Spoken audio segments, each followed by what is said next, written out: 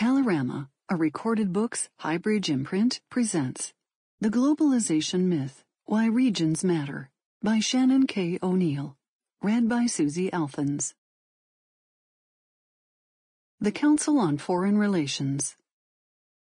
The Council on Foreign Relations, CFR, is an independent, nonpartisan membership organization, think tank, and publisher dedicated to being a resource for its members, government officials, business executives, journalists, educators and students, civic and religious leaders, and other interested citizens, in order to help them better understand the world and the foreign policy choices facing the United States and other countries.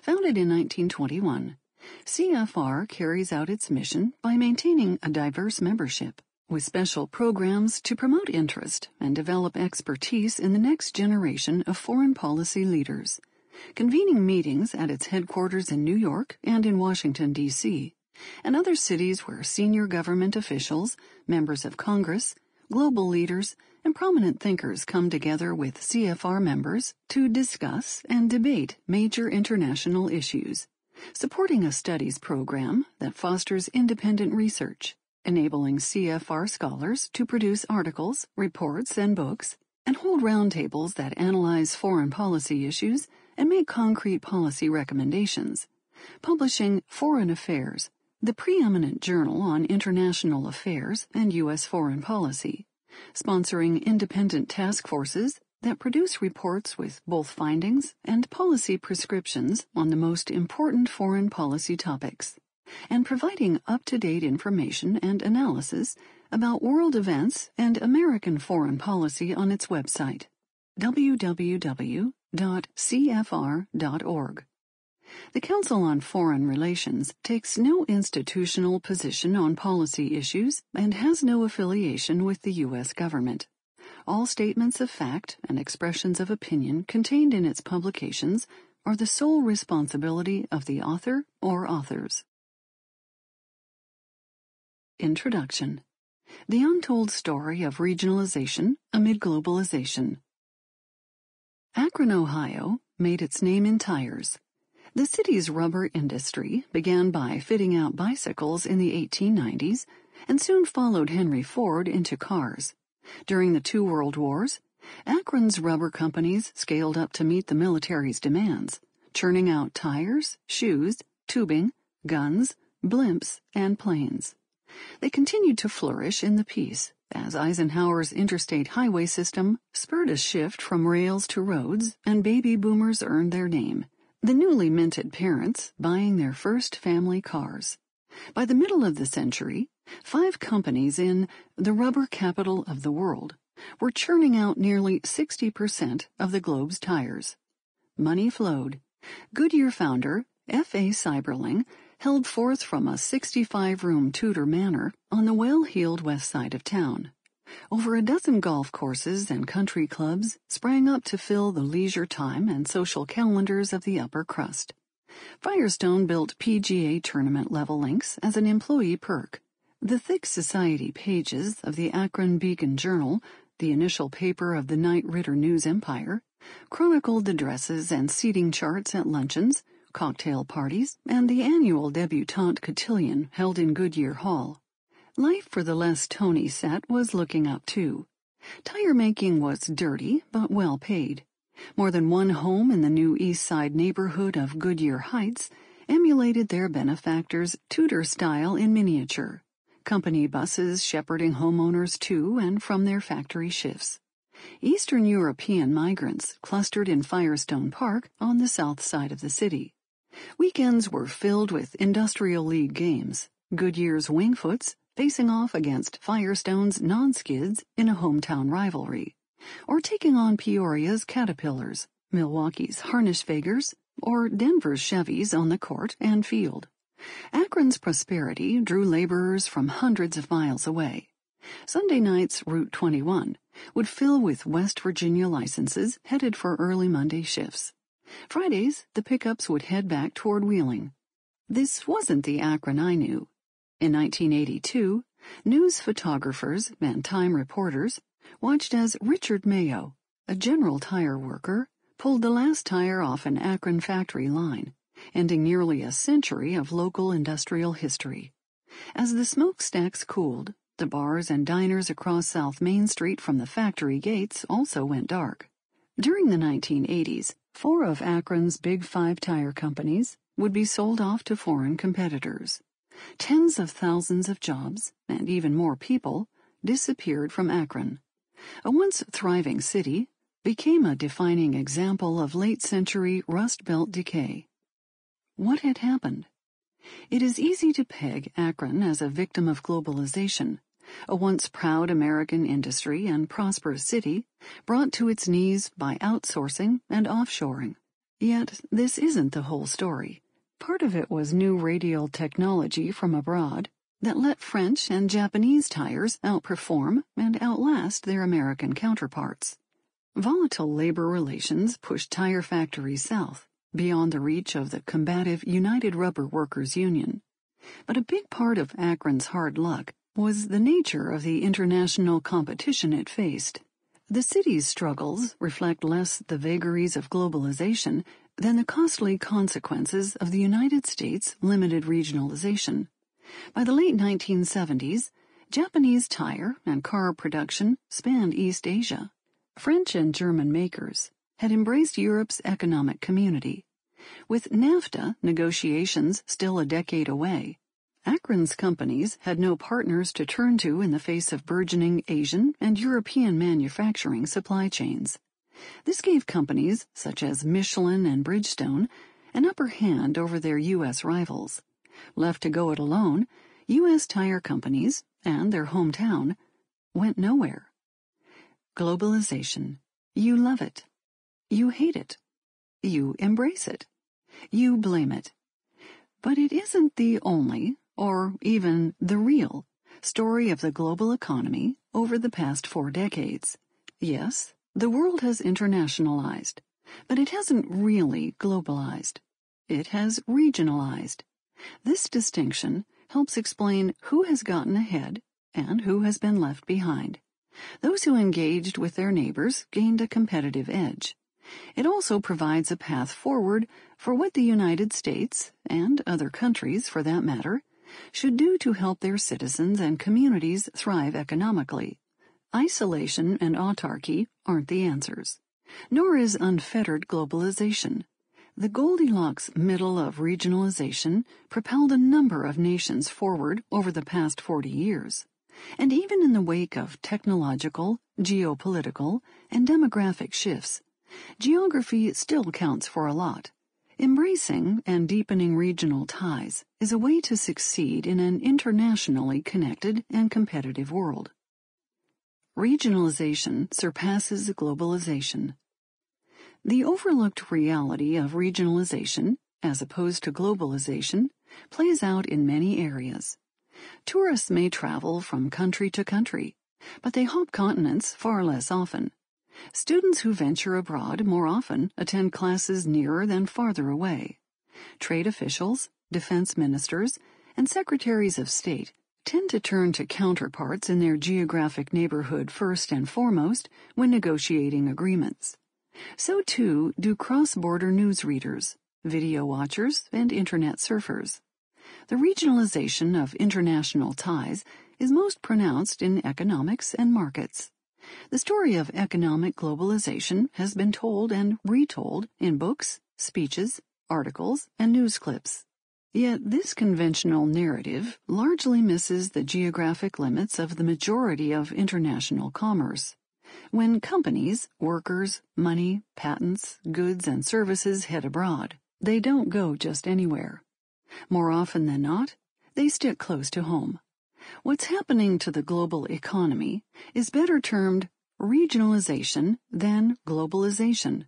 The global in global supply chains, in particular, is a bit of a misnomer. Sure, some manufacturing processes do span the globe. The Boeing 787 Dreamliner, for instance. It brings together wings from Japan, engines from the United States or the United Kingdom, UK, flaps from Canada or Australia, horizontal stabilizers from Italy, landing gear from France. over 40 suppliers in all, and triple that number of sites worldwide. Pfizer's COVID-19 vaccine, invented by Turkish immigrants living in Germany, begins with DNA spinning in U.S. steel vats insulated by Mexican liners. The mRNA joins Canadian-crafted lipids chilled in Chinese ultra-cold freezers monitored by Icelandic thermometers. Indian or Mexican glass vials, sealed by Chinese packaging, carry the life-saving serum to tens of millions of arms. But usually, when manufacturing goes abroad, it doesn't spread so far or so thin. Companies find the parts they need nearby. Suppliers sell to foreign customers close to home. The world has become more international, but not nearly as global as the news would have you think. Since the great manufacturing dispersion began some 40 years ago, commerce between neighbors and within regions has far exceeded that across continents.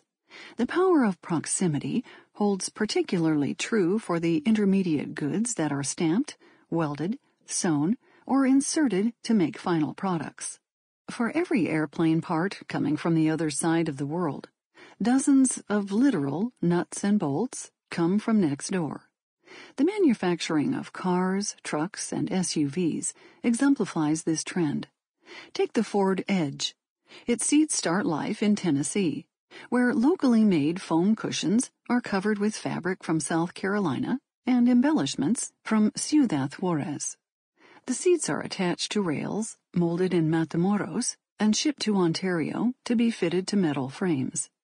The Edge's braking system, battery, engine, and transmission all make their way to the final assembly line along similarly convoluted, but almost entirely North American paths.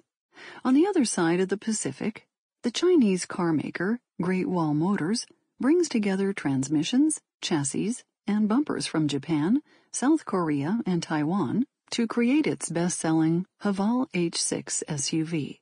In Europe, at Audi's main plant on the Danube, the German company pulls in Swedish power steering, Italian water pumps, Czech wheels, and French circuits to make its sporty two-door A5. Vehicles aren't the only industry to regionalize. Lenovo ThinkPads start life in a Japanese research and development (R&D) center, where technicians add features and hone designs. When ready, they are handed off to logistics specialists in Malaysia, who cull materials and parts from a network of factories across Asia. Ceramic capacitors come from Japan, hard drives from Thailand, glass screens from China. South Korean technology powers the semiconductors and processors. These and dozens of other components are then handed over to Taiwanese managers for assembly in Guangzhou plants before heading out to distribution centers across the world. The aerospace industry also offers similar tales. At Airbus's Toulouse compound, home to more than 20,000 workers, executives spend their days orchestrating a pan-European dance of processes and parts to build the company's commercial planes, helicopters, and satellites. French engineers hold conference calls with colleagues in Spain and Germany to iron out flaws in their 3D models. A few offices over, managers keep tabs on Swiss assembly lines making wing skins and carbon fiber shells, on testing results from Bremen-designed and manufactured lift systems, and on the machining of keel beams and engine nose cowls in Nantes. Wings from northern Wales, fuselages from Hamburg, rudder spars, landing gear doors, and tailboxes from outside Madrid all take to the roads, rails, and skies bound for southern France. They sail down the Garonne River in specially equipped barges and wind their way through the small village streets of Coulommiers on midnight deliveries. Even here, at the heart of one of the most complex supply chains in existence, over half the parts come from Airbus's home region. This is true for more than just manufacturing supply chains. It pertains to economies as a whole. Contradicting Thomas Friedman's take, the world is not flat. Moving things is still expensive. Even with monster ships able to carry over 20,000 containers on each sea crossing, oceans away still means time and money. And it's not just about the cash. The need for teamwork also encourages keeping it local. Zoom, Skype, Slack, and dozens of whiz-bang digital analytics and management tools can't erase the advantages of similar time zones, languages, and cultural cues, or of shorter plane rides for face-to-face meetings. Government incentives to stay regional, free trade agreements, visa waivers, cheap loans, and other enticements help too. So does peer pressure and industrial clustering. Once a few companies set up shop next door, suppliers follow, as do consultants, eager to pave the way for others. And regionalization has proven a way to keep at least some of the benefits of factories, offices, and jobs at home in the face of stiffening international economic competition. 3 regional hubs emerge. Regionalization is the economic story of our time, but not all regions are created equal. 3 big hubs in Asia, North America, and Europe dominate manufacturing. Asia's is the largest, churning out nearly half the world's goods. North America and Europe together supply another 40% of global products. The rest of the world, Latin America, Africa, the Indian subcontinent, Central Asia, Russia, the Middle East, are left to divvy up the remaining 10%. Not only do the 3 big hubs make the vast majority of the world's goods, but they do it largely independently of other regions. Over 2/3 of Europe's trade remains within the European Union, EU, as Europeans make things together and buy from each other. Asia's trade ties, too, have deepened in recent decades. Over half of Asia's international commerce remains within the continent. North America is the least intertwined. Under half of its trade takes place between Canada, Mexico, and the United States. Still, this trade is far more interdependent than that in the remaining regions of the world. Europe's integration began in the ruins of the post-war world, as former enemies learned to trust each other through trade.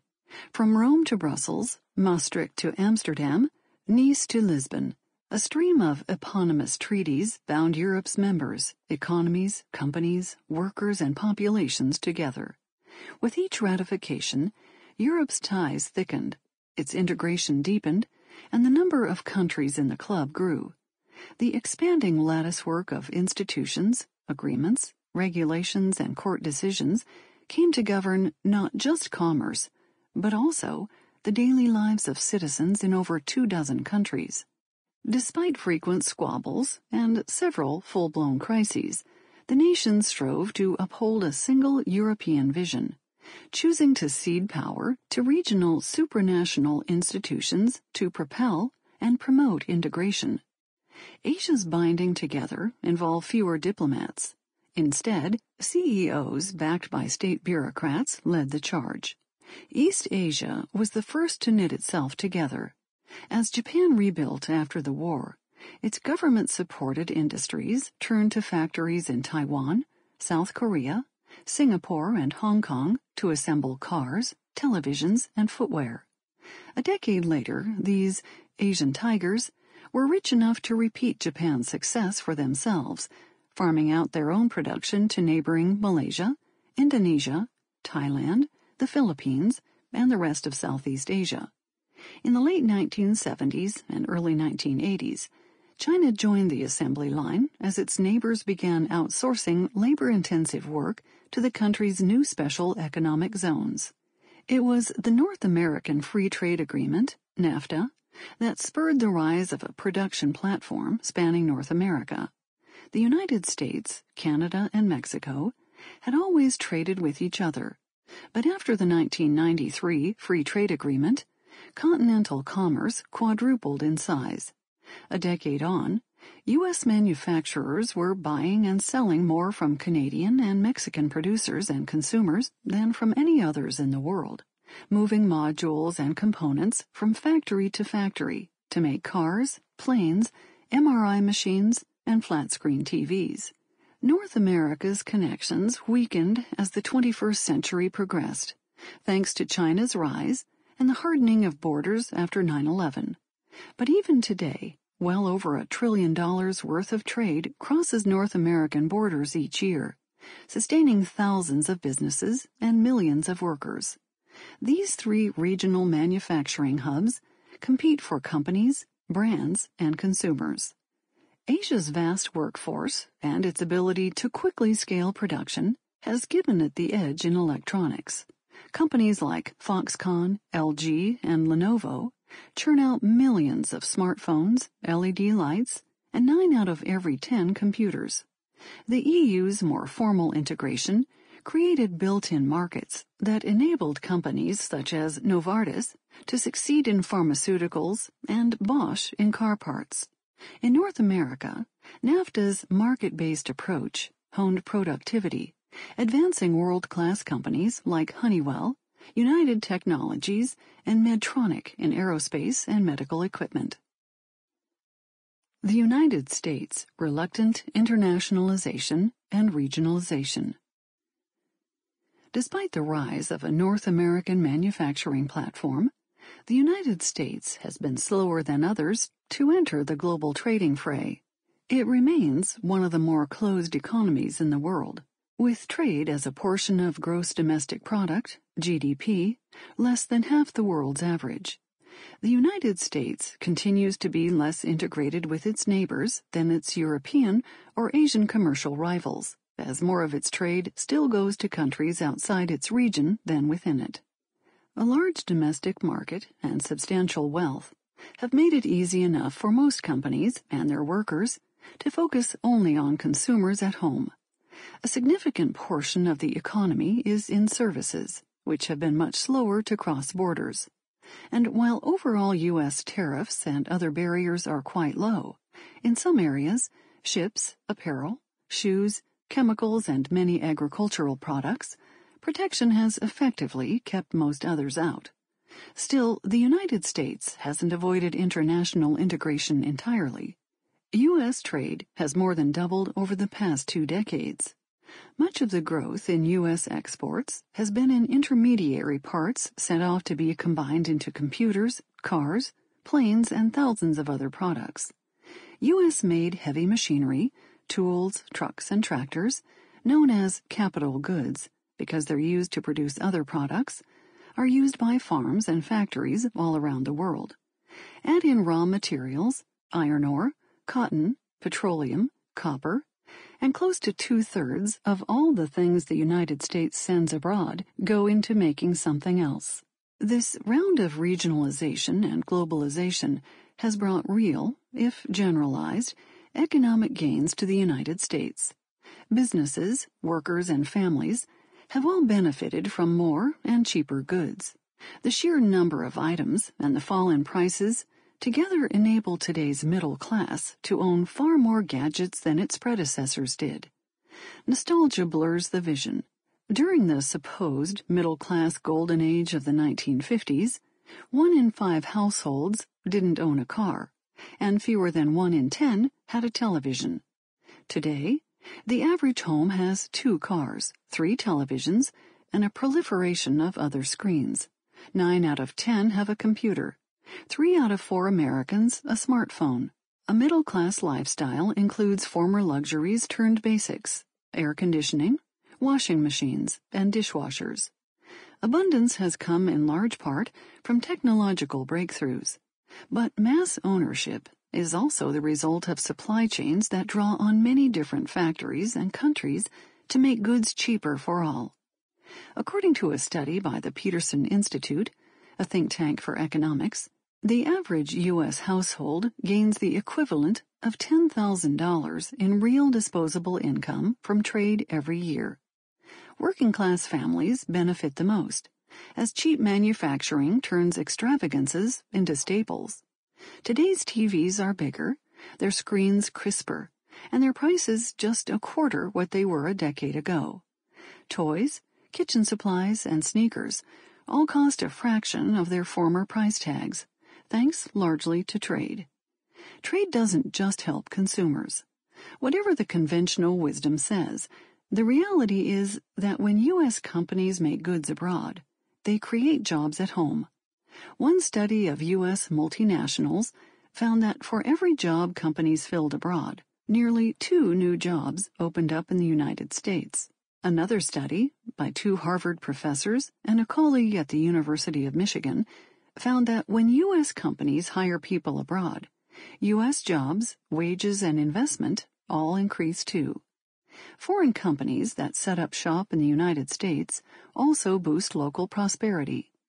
As well as hiring workers, they buy 80% of their parts from local suppliers, and they pay their employees nearly a third more than do companies that aren't tied into global markets. Why does creating jobs abroad also create them at home? The answer is straightforward.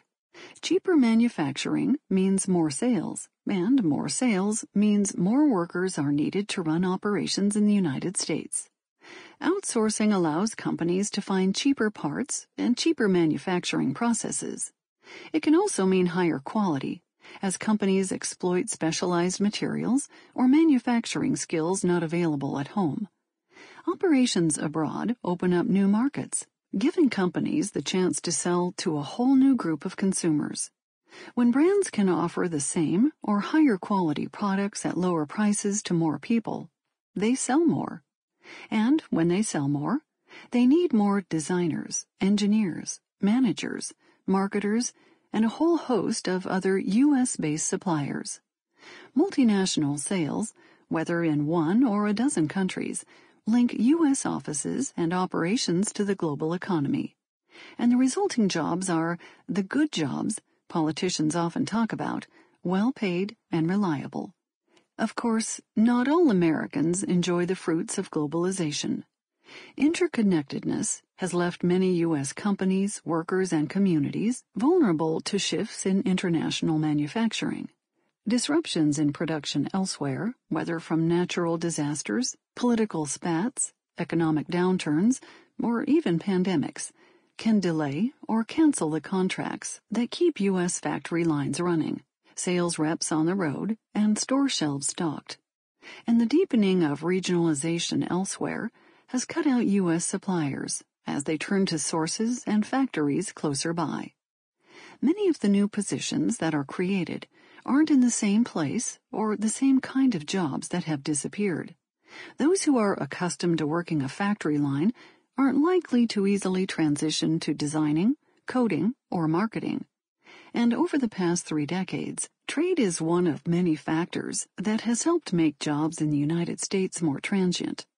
The average American worker will hold nearly 12 different positions over their lifetime. The median time in each job is less than 5 years. And while job churn has risen, wages for the middle and working classes have not.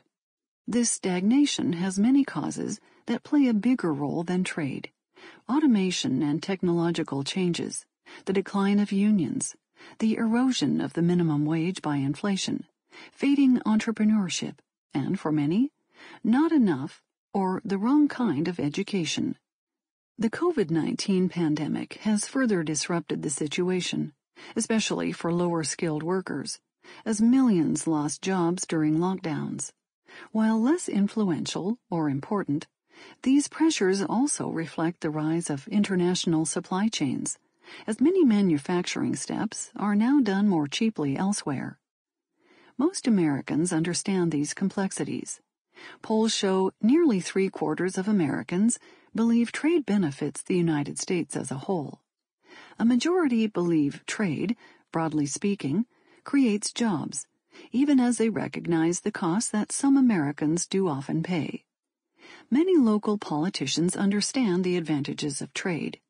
The governors of 40 states and mayors of dozens of cities have opened some 200 outposts abroad to attract foreign investment in the United States. From Beijing to Mexico City, entrepreneurial politicians showcase their facilities, workers, and locales to far-off companies and help their local businesses woo global consumers. The United States national politicians are, sadly, less nuanced. On the left and the right, leaders denounce trade, blaming it for everything from lost jobs and devastated communities to rising inequality and government deficits. In the wake of the coronavirus pandemic, They have added national security concerns, pointing to stretched-out global supply chains to explain the scarcity of medical equipment and medicines that... Sample complete. Ready to continue?